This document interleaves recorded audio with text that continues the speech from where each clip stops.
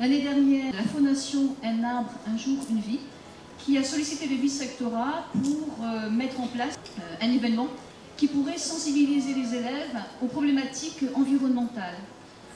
J'ai pensé qu'il serait sans doute plus opportun de privilégier un mode d'expression qui faisait vraiment écho chez les jeunes, l'écriture slamée. Tout a été dit, sauf que c'est toujours une aventure pour un jury. D'abord de découvrir les performances, les travaux, en imaginant tous les efforts et tout le temps que ça a coûté aux établissements, aux classes, aux élèves.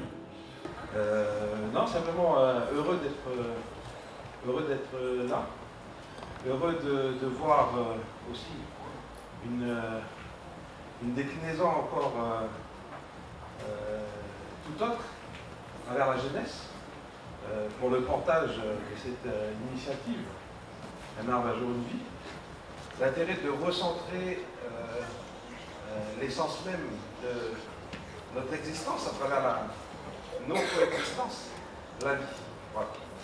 Un petit mot simplement pour dire bonjour à tous.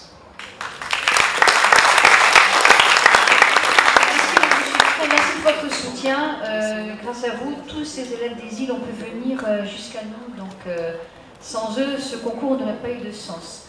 Écoutez ce conte dicté par la modernité. Au lever du soleil, la mer et la terre se réveillèrent.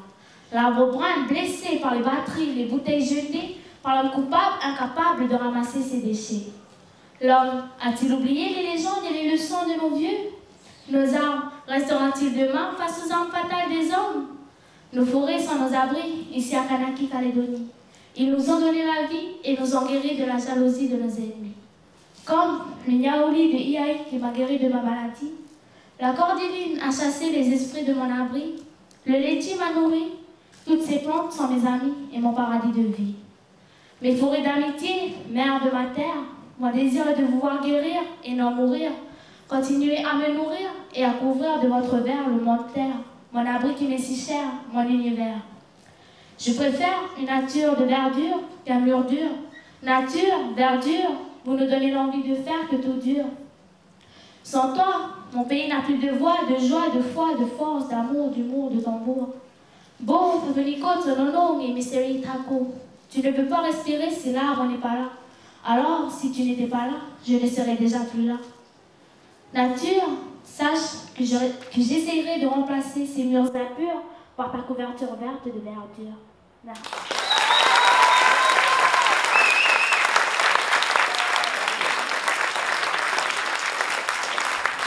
Écoutez, c'était un grand plaisir et un honneur pour nous, pour la Bibliothèque Bernheim, d'être associés au concours lancé par le vice-rectorat. Vous savez que le slam nous tient à cœur. Ça fait longtemps que nous organisons aussi un grand concours de slam grand public. Félicitations aussi à Véronique Louillet qui a eu beaucoup de mal à me persuader de l'intérêt de cette initiative. Elle le sait. Mais j'ai résisté et elle a tenu bon. J'avais déjà vu du slam où on nous enseignait la grammaire, les règles de grammaire en slam, c'est un exercice intéressant, ou les théorèmes de géométrie aussi en slam, parce que ça aide sur le plan de la mémoire. Aujourd'hui, nous étions dans l'expression poétique et l'expression écologique. Vous avez su donner à cette édition 2012 une très belle expression. Donc plus tard, nos jeunes, quand ils écriront leur CV, peut écrire son CV, ils pourront dire premier prix au concours de slam, édition 2012 du vice-rectorat. Voilà.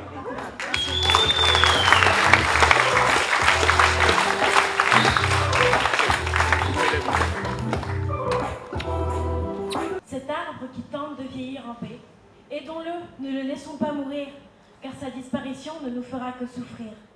Au plus profond des forêts se concentre la vie. Au plus profond des mers, elle se concentre aussi.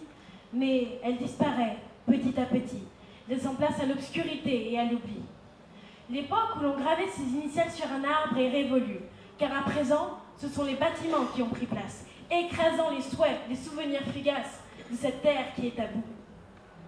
Acceptant son présent sans cérémonie, car c'est comme si elle nous offrait sa vie, une vie qui plus est difficile à conserver lorsque l'on s'aperçoit qu'on est en train de l'achever. les hommes ne peuvent-ils pas apprendre à respecter, apprendre à aimer ce qui leur est donné? Non, ils veulent toujours plus. Ils veulent la destruction, ils veulent le changement. Ils veulent observer leur terre mourir lentement. Et ensuite, ils se demandent pourquoi, alors que ce sont eux qui ont couronné le béton roi. Regardez autour de vous, observez vos actes. Cela vous plaît-il? Ne plus voir de forêt et ne voir que des villes? Alors, voulez-vous de ce futur? Répondez-moi, élevez la voix. Qu'allez-vous dire?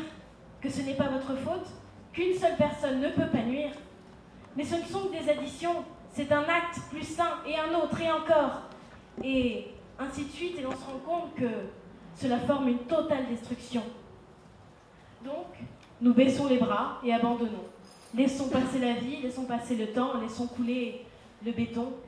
Mais un jour, nous nous réveillerons, chercherons de l'air, de l'esprit, du verre, ne trouvons que désespoir et désert, et regrettant notre monde d'avant. Merci.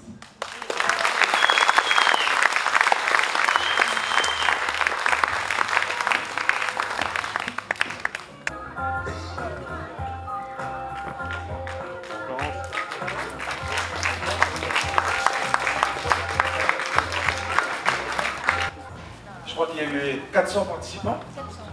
400 participants, donc c'est aussi une très belle opération. Remercier l'ensemble des organisateurs, ceux qui ont pu aussi contribuer à leur façon, à leur manière, même monsieur le maire, parce que je sais que lui aussi il fait beaucoup au niveau de l'environnement. Je suis du Mont-d'Or.